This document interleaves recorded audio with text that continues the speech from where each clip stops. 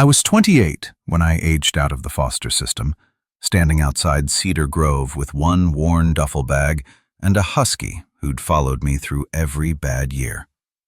I thought life had nothing left for me. Until a letter arrived with my name on it. My grandmother, Eleanor Hartfield, the woman who disappeared from my life decades ago, had died and left me her old farm in Cedar Hollow. Bridges, a place I barely remembered. Horrified.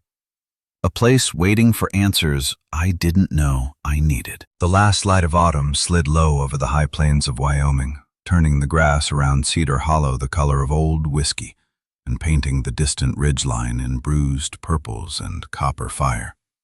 Wind moved across the open country with a lonely kind of purpose, whispering through dead thistles and rattling the tin roofs of buildings that had stood there longer than most folks in the county. Out here, the sky always seemed too big, and the land too honest to let a man hide from himself for long. Bo Kincaid stood in the middle of that gravel track with his boots sunk in dust and his life whittled down to what he could carry. The road stretching away behind him like every mile he'd left in the foster system, and the fading path ahead leading straight to the farm he'd never known was his. He was 28 now, the kind of age where some men had mortgages, wedding bands, and kids. Bo had calloused hands, a half-tank of gas burned out in a rusted pickup he'd just sold for cash, and a dog who refused to leave his side. Years of bouncing between other people's kitchens and spare bedrooms had carved a quiet out of him that looked a lot like mountain weather. Calm on the surface, storm always somewhere beyond the next ridge. His frame was lean but hard, all ropey muscle from odd jobs on ranches and construction crews, the sort of work that didn't ask for a resume so long as you showed up at dawn and didn't quit before dark. A week's worth of stubble darkened his jaw, and his brown hair, too long at the back, curled against the collar of the weather-beaten leather jacket he wore like a second skin. The jacket had seen more Greyhound buses, county lines, and cold nights than most people, and the elbows were polished smooth from years of folding his arms around himself when the world got mean. Bo's eyes, a gray blue that matched a winter sky threatening snow, tracked the horizon with the flat, measuring gaze of a man who had learned young never to assume a place was safe just because someone told him it was home. Beside him stood Timber, the husky who had once been dog number 47 at a crowded shelter on the edge of Denver, before Bo signed a form and changed both their fates. Timber was 4 years old now, big-chested and long-legged, his coat a thick storm of silver, charcoal, and white that caught the last light like frost on river rock. His tail curled high when he was curious, low when he read trouble in the air, and his ears flicked at every creak and sigh this lonely piece of Wyoming offered up. There was something in the dog's pale eyes, a sharp, ancient intelligence that made people pause, as if Timber were listening to more than just wind and gravel, catching things that lived somewhere between memory and instinct. He'd ridden shotgun beside Bo across 3 states these last few days, nose pressed to the cracked window, body swaying with every turn, as if he understood they were headed toward something that mattered. Now, on that dirt road, Timber stood quietly at Bo's side, nostrils flaring as he scented the place that had been waiting for them both. Bo hadn't planned on any of this, not the letter with its official seal, not the lawyer's gravelly voice saying the words, "Your grandmother." Not the shock of realizing there was still one living branch on the family tree he'd written off years ago. 15 years in the foster system had taught him that surprises usually meant a trash bag full of his things on a porch and someone saying, "It's not working out," because he'd gotten too old, too quiet, or simply reminded folks of problems they didn't want in their kitchen. When he'd walked out of Cedar Grove Home for Youth for the last time with Timber's leash wrapped twice around his wrist and a folded packet of discharge papers in his jacket pocket, he'd expected nothing more than another cheap room in another tired town. Instead, 2 days before they cut him loose, a letter had arrived. His name, Bo Kincaid, written in a spidery hand that shook but still cared enough to try for neatness. Inside, the lawyer's words had laid it out plain. Eleanor Hartfield, his grandmother on his father's side, had passed away. He'd met her only once, at 6 years old, when she'd come to a county office in a dress too formal for worn-out carpet and had sat across from him with hands folded tight in her lap, eyes red-rimmed and stubborn. She'd smelled like cedar and some faint, sharp cologne, and he remembered the way her gaze had drifted past him to the window, as if the decision she had to make lived somewhere out in the fields and not in the small boy staring at her with both hope and dread.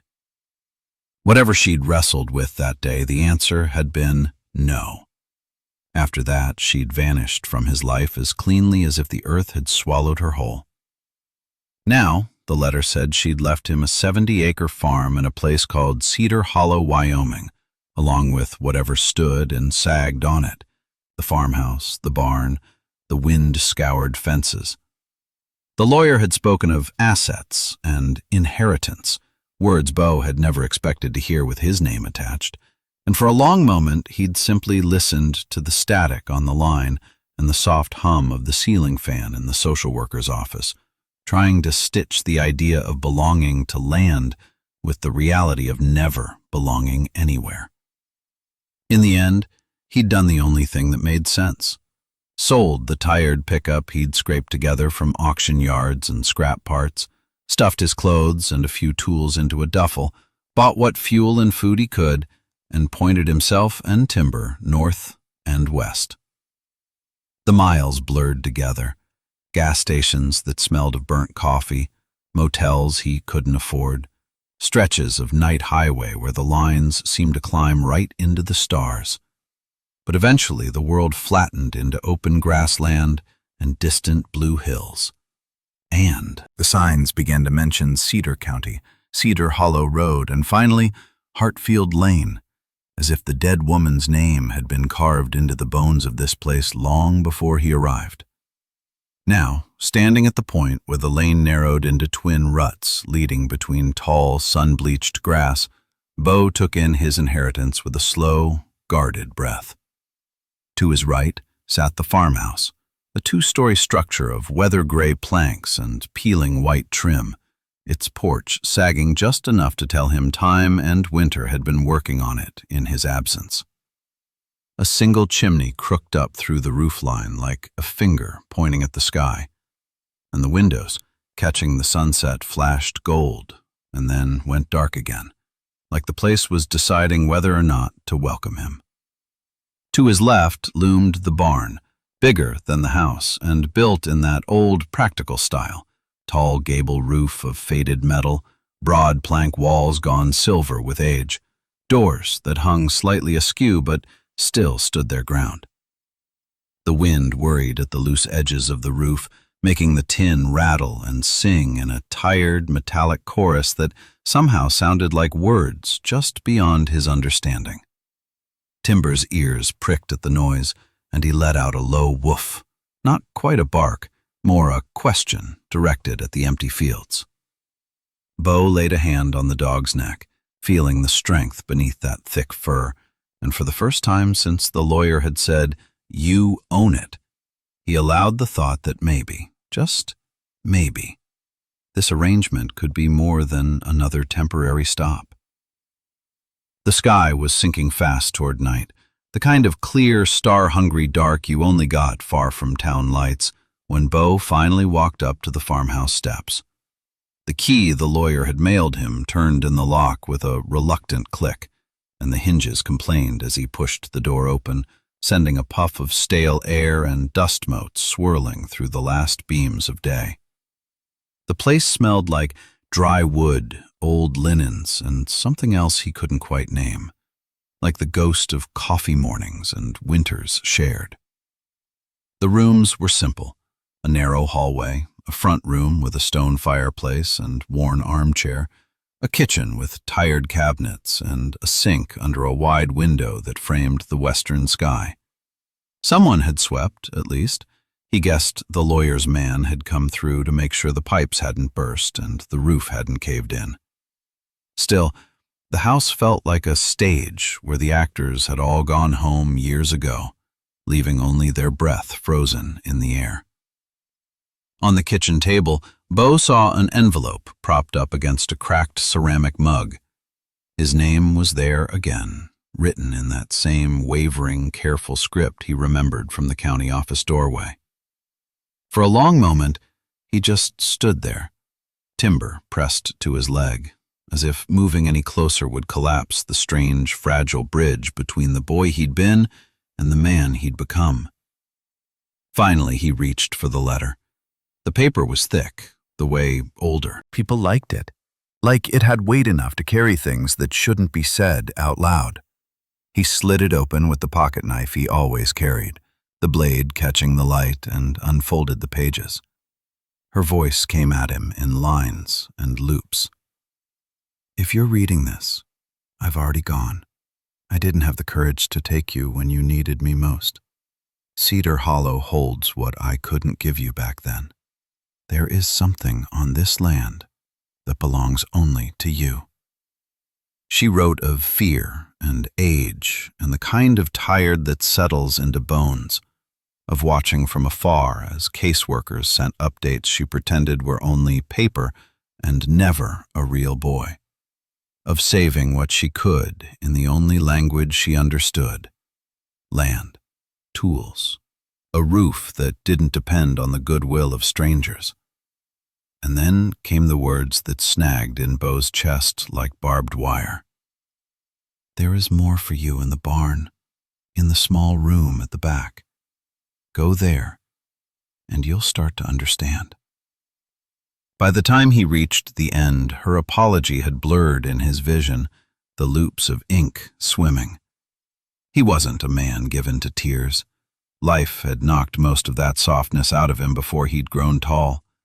But something in the way she wrote his name, the way she admitted her cowardice without asking him to make it all right, cracked open a place he'd boarded up long ago. Timber nudged his hand with a cold nose, and Beau realized his fingers were trembling. He folded the letter carefully, like it might tear under rough handling, and slid it into an inside pocket over his heart. Outside, dusk finally tipped into night, and the wind shifted, carrying with it the faint, dry smell of hay and old dust. The barn. She wanted him to go to the barn. Beau hesitated, feeling the weight of the long journey in his shoulders, the pull of the bare mattress waiting upstairs. But the curiosity was stronger than the fatigue. He stepped back out onto the porch, the boards creaking under his boots, and whistled softly for Timber. Together they crossed the yard, weeds brushing their legs, gravel crunching underfoot. Up close, the barn seemed even larger, its dark bulk cutting a solid shape out of the sky now streaked with stars. Beau slid the big door along its track, muscles straining until it gave way with a drawn-out groan. The smell hit him first. Sawdust, dry and clean, mingled with the ghost of oil and something sweet, like old varnish or beeswax. Dust lifted in swirls under the beam of his flashlight, motes turning in the air like snow in a slow storm. Timber stepped in ahead of him by a pace, tail level, paws silent on the packed earth floor. The main space was mostly empty, outlines of stalls along one wall, a few stacks of lumber, some old tools hanging in neat rows as if waiting for hands that never came. But at the far end, tucked behind a partition of rough boards, he saw a narrow door. The hair along Timber's spine lifted as they approached, not in fear exactly, but in that electric alertness. Bo had seen when the dog scented something familiar on a stranger's coat.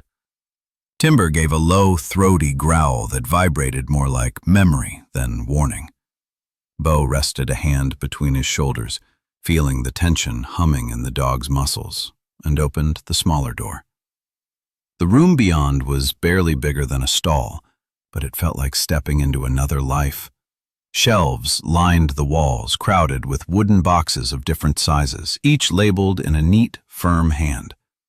A workbench ran along the back, and on it lay open sketchbooks filled with careful drawings of tables, chairs, cabinets, all rendered with a precision that spoke of decades spent learning how light fell on dovetailed corners and turned legs. Against one wall, wrapped in canvas but not completely hidden, stood finished pieces of furniture, small chests, graceful stools, a side table with edges that caught the flashlight's beam and sent it sliding over surfaces so smooth they seemed to hold their own pale glow. This wasn't the clutter of a hobbyist. This was a life's work, ordered and waiting. On the workbench, propped against a stack of journals, rested a second envelope, smaller than the first. Bo picked it up, thumb brushing over his name again, then opened it with more urgency than he'd meant to show. The note inside was brief, the handwriting shakier now, letters leaning into each other like old friends at the end of a long night. You have the same hands your mother had. Wood knows who it can trust. If you choose to stay, this place will answer what I never found the courage to say. For a heartbeat, the barn went quiet enough that he could hear his own breathing and the soft tick of cooling metal on the roof. Then Timber lifted his head and let out a low, drawn-out howl that rose and fell in a sound too full of feeling to be just noise. A deep, resonant call that seemed to reach into the dark rafters and beyond, up into the star-choked sky. It wasn't fear. Bo knew that as surely as he knew his own name. It was recognition, as if something in the bones of this place had called to the dog the same way the ink on those letters had called to him. Bo closed his eyes for a moment, inhaling the dry sweetness of aged lumber and oil, and for just an instant, beneath the stronger sense, he caught a faint trace of something else. Cedar, and that sharp, clean cologne he half remembered from a county office decades ago. The feeling washed over him quick as a breeze and just as impossible to hold, but it left behind a strange certainty that he was not quite as alone in that room as he'd been when he stepped through the door. The mysteries of Cedar Hollow had only just begun to show themselves, but for the first time in a very long while, the weight in Bo Kincaid's chest shifted, not disappearing, not yet, but making room for something unexpected, something that felt a little like hope. Morning came thin and pale over Cedar Hollow, the kind of light that slipped in slow, testing the corners of a place before committing to the day. And Bo Kincaid woke on a mattress that wasn't quite his yet, with the memory of cedar and ink still clinging to his thoughts. For a few long seconds, he didn't know if the letter, the barn, and the quiet ache in his chest had been real. But then Timber's weight shifted against the bedroom door and the floorboards creaked in a language of old wood that said plainly, "You're here now, like it or not."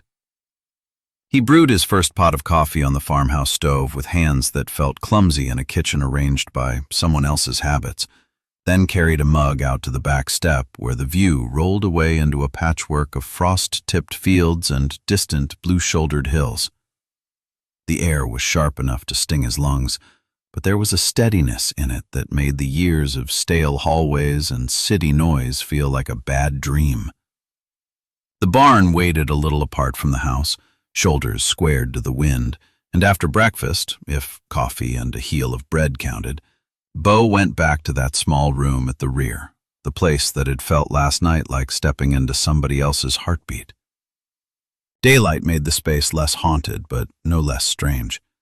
Dust lay in soft drifts along the shelves, catching in the creases of the labeled boxes, and the workbench bore faint scars from thousands of cuts and clamps released. When he slid the lid off the first box, the smell of old paper and dried glue rose up, and inside he found exactly what the careful handwriting promised. Journals. Dozens of them, bound in worn leather and stacked by year. He opened one at random and saw his grandmother's hand, firmer here than in the letters, decisive strokes marching across yellowed pages, breaking down the anatomy of a mortise and tenon joint, sketching the way grain would behave in cottonwood versus walnut, noting which Wyoming sawyers could still be trusted to cut boards the old way. Another box held nothing but diagrams of chairs and tables, every angle measured, every curve thought through, while a third was full of contracts and correspondence, letters from galleries in Jackson and Bozeman, and even as far as Denver, asking if she could possibly fit in one more commission before winter, before the next show, before her hands grew too tired. Toward the bottom of that stack lay the heavier things, agreements she'd never been able to fulfill once her body started failing, notes apologizing for delays, and finally, a few firm lines in which she admitted she'd have to stop taking orders at all.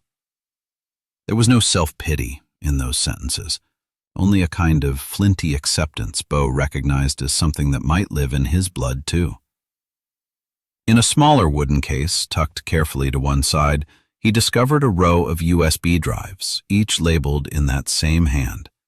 Sharpening day, hand-cut dovetails, finishing oils, on mistakes, and for a moment he just stared at them, struck by the idea that a woman who had spent her life shaping trees into useful beauty had chosen at the end to speak to a grandson she'd barely met through tiny plastic sticks of captured light.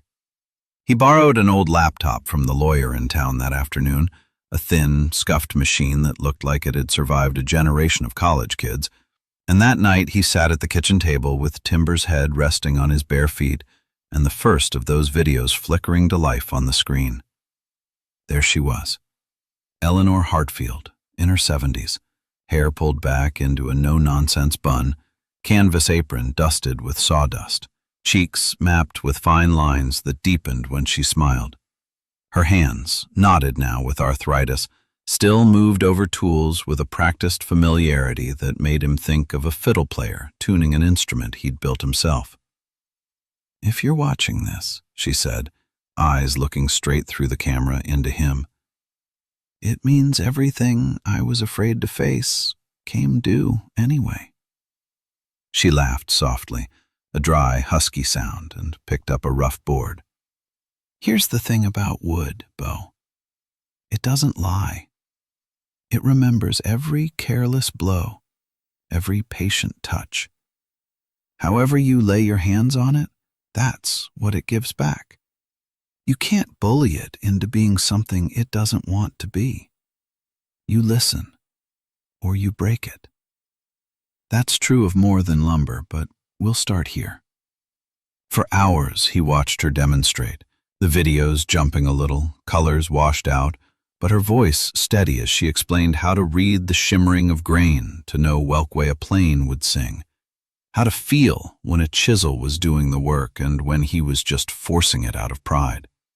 In between instructions, she tossed in stories of blizzards that rattled the barn doors, of losing his grandfather and taking a dull knife to an old fence post just to have something to fight, of realizing one day that the anger had turned to shape under her fingers and the shape had turned to a chair that hadn't existed before, and how that small miracle had kept her from breaking completely. The next morning, Bo didn't just walk into the barn. He stepped into it like into a classroom, like into a confessional. He chose a piece of pine, soft, forgiving, the sort she recommended for beginners, and set it on the bench, the tools laid out around him as they had been in the video. The first cuts were ugly. His handsaw drifted off the line, the plane gouged instead of gliding, and within an hour there were bright blisters budding on his palms, the kind you only got from work your body wasn't used to yet. Timber lay stretched out near the door, chin on paws, eyes tracking Beau's movements with the solemn patience dogs saved for people they understood were trying to change something inside themselves. When the handle slipped in his raw grip and the blade skipped, leaving an uneven ridge, Beau swore under his breath and had to walk away, pacing to the back of the barn where the empty stalls echoed with a whiff of old hay. It would have been easy to throw the plane down, to tell himself he wasn't built for this, any more than he'd been built for permanent families and childhood bedrooms with his name on the door. But as he stood there with his pulse loud in his ears, he heard his grandmother's voice in his head from the video the night before. You don't quit just because it hurts. You quit when you've learned what the hurt was trying to tell you. So he went back. Slower this time, more careful. Less trying to force the board to behave and more trying to feel the faint shift in resistance as the blade moved along the grain. By midday, his shirt was damp with sweat and his arms ached. But when he ran his fingers along that once rough edge, it came away surprisingly smooth. A splinter of something eased in his chest with it. Days bled into each other in that rhythm. Mornings at the bench, afternoons tending to whatever on the property looked closest to giving up. There was a leak in the roof over the kitchen that had left a brown blossom on the ceiling, and it was while Beau stood on a ladder squinting at warped shingles that he met Raymond Briggs. Raymond rode up on an old bay horse with a coat the color of river mud and a white slash down its nose. The rider himself as weathered as the leather reins in his hands. He was tall but slightly stooped, shoulders telling of years spent under the weight of saddles and feed sacks, his face browned and creased from sun and wind, gray stubble shading a jaw that had once probably been square as a fence post. A sweat-stained hat sat low over sharp blue eyes that held the kind of easy watchfulness of a man who had seen too many calves born and too many neighbors buried to be surprised by much. "You must be Eleanor's grandson," he called, voice rough as gravel but carrying a warmth Beau hadn't heard often. "Name's Raymond. I live over the South Ridge. Your grandma used to say I'd outlast the thistles and the taxes." He dismounted with a groan that spoke of an old rodeo injury and the lifetime of getting back on the horse anyway. Then came to stand at the base of the ladder, boots planted wide. Over coffee at the kitchen table later, Beau learned Raymond had known Eleanor for 3 decades, had fixed her fences when the snowpack snapped them, and that it had been Raymond who'd found her the morning she didn't come out to start her stove. "She was a stubborn one," he said, thumbs hooked in his suspenders, eyes going distant. "Carved her grief into every board in that barn. But she never stopped talking about you, boy. Not once." Without much ceremony, Raymond offered to help patch the roof, and that afternoon the 2 men worked in near silence, their conversation happening more in shared glances and the passing of nails than in words. It felt strangely natural, falling into step with someone who had loved the same woman in such different ways. A few days after that, another knock came at the door, this one lighter, a quick double tap that somehow matched the brightness of the late afternoon sun. When Beau opened it, he found himself looking at a young woman with wind-tangled auburn hair pulled back in a practical knot, a few wild strands curling around a sun-warmed face freckled across the nose. She wore mud-splattered jeans, a faded green flannel, and work boots that had seen their share of furrows, and she held a pie tin between flour-dusted hands that didn't seem to know quite what to do with themselves. "Hi," she said, smile a little shy but steady. "I'm June Hartwell. My family's place is the next farm over, Hartwell Organics. Raymond said you'd landed, and, well, around here we either ignore new folks completely or bring them pie. I figured your grandmother would haunt me if I chose the first option." Her eyes were hazel, sharp and kind all at once, and when Timber pushed past Beau to sniff at her boots, tail wagging, she laughed, a clear, ringing sound that lifted some of the barn's lingering shadows out of his head. June stayed for coffee, sitting at the very table he'd started to sand and oil by hand, and filled the silence Bo didn't quite know how to break with stories of planting seasons gone wrong and right, of floods that had nearly taken their lower fields, of the year she'd gone off to college in Oregon thinking she'd never come back, only to find that every time she closed her eyes, she saw this valley instead of lecture halls. "This place has long arms," she said, tracing the edge of the table with a fingertip, feeling the unevenness he still meant to fix. "Lets you wander, but it doesn't really let you go." As weeks folded into one another, the barn became less a museum and more a workshop again.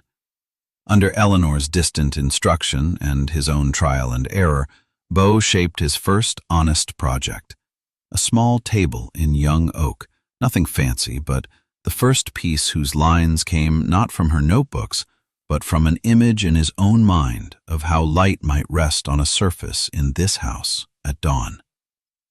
He worked on it in the golden hours before supper, Timber keeping watch at the open door, and whenever June dropped by, sometimes with apple pie, sometimes with fresh greens still cold from the soil, she'd stand in the doorway, arms folded loosely, and watch the way he leaned into the work, every muscle intent. One evening, as he ran a hand plane along the tabletop, shaving off translucent curls that fell like pale ribbons to the floor, June stepped closer and laid her palm flat on the wood. "If your grandma could see this," she said softly, glancing up at him, "I think she'd be proud. But I also think she'd be even more proud that you're letting yourself try." It landed somewhere deep, those words, in a place that had only just started to thaw, and Bo found himself looking back at her longer than he meant to, awareness pricking like the first stir of spring under snow. Later that same day, the two of them walked the edge of the fields with Timber ranging ahead, the grass gone tall and tawny around their boots. The sun was sinking low, setting the whole valley on fire, and the smell of dry hay and cooling earth wrapped around them. June talked about a new heirloom tomato she was excited to try. Bo listened, but half his mind wandered to the thought that maybe this was exactly what his grandmother had hoped for when she'd written his name on that will, that he'd find not just shelter here, but a life that might finally feel like it fit. Back in the barn, on a windy afternoon not long after, rummaging through another stack of canvassed shapes, Bo's fingers brushed against something larger, half hidden behind an old blanket. When he tugged the cover away, he found a cabinet, not yet fully born, but close. The frame stood solid, shoulders square, its sides sanded smooth, but the doors were unfinished, and one drawer sat on the bench beside it, its front still raw. He slid that drawer toward him and saw, carved neatly into the inner edge of the last waiting board, words that made his throat tighten. "For the one who will continue what I could not." The letters were shaky but deliberate, each stroke cut deep enough to outlast doubt. It felt like a hand extended across time, a charge and a blessing intertwined. In that moment, something settled inside him like a tool clicking into the right place in a craftsman's palm. Bo decided he would finish it. Not as an exercise, not as a way to pass the long Wyoming evenings, but as an answer to the question that had hummed under his skin since he first stepped onto Hartfield Lane. What now? On days when the wind came down off the ridges with a bite, June joined him in the barn, shrugging into an old wool coat she'd left hanging on a nail there, studying stain samples with a seriousness that made him smile. They held boards up to the light together, her brow furrowing as she weighed the merits of honey oak versus deeper walnut tones, insisting the color needed to feel like late afternoon in this valley, not too dark, not too bright. Timber stood sentry just outside, ears swiveling for coyotes and the occasional rumor of a cat in the brush, a quiet guardian of this fragile, growing world.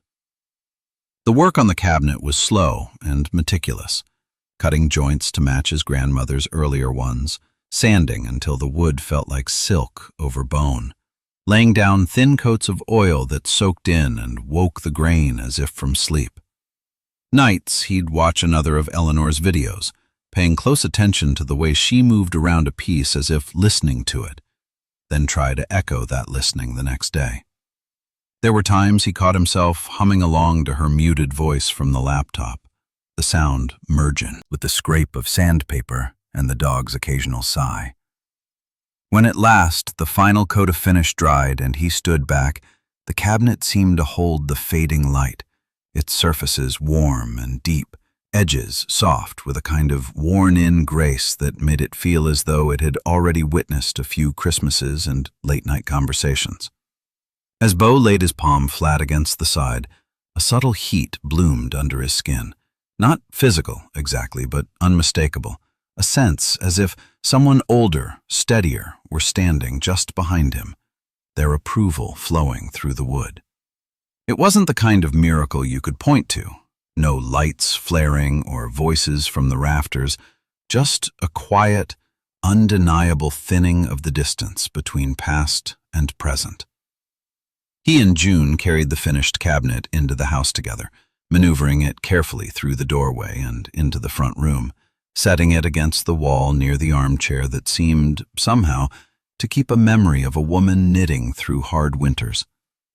Timber curled up on the rug near their feet, content, while dust motes turned slowly in the slanting bars of sunset. Standing there, breathing a little harder from the effort, Beau looked at the cabinet, then at the woman beside him, her cheeks flushed from lifting, a strand of auburn hair fallen loose against her temple. "I'm here now, Grandma," he said, the words low but sure, spoken more to the grain and the empty air than to anyone flesh and blood. "And I'm staying." June's fingers brushed his, then twined with them, her grip gentle and certain, like someone anchoring a tent rope before a storm. Outside, the valley drank in the last of the day, hills burning gold, shadows stretching long and soft, and in that quiet, Beau understood with a clarity that tightened his chest in a different way that what lay ahead of him in Cedar Hollow was more than a trade to learn or a piece of property to manage. For the first time, the word family didn't feel like something that belonged to other people's stories. It felt like an unfinished piece in his own, waiting for him to keep shaping it.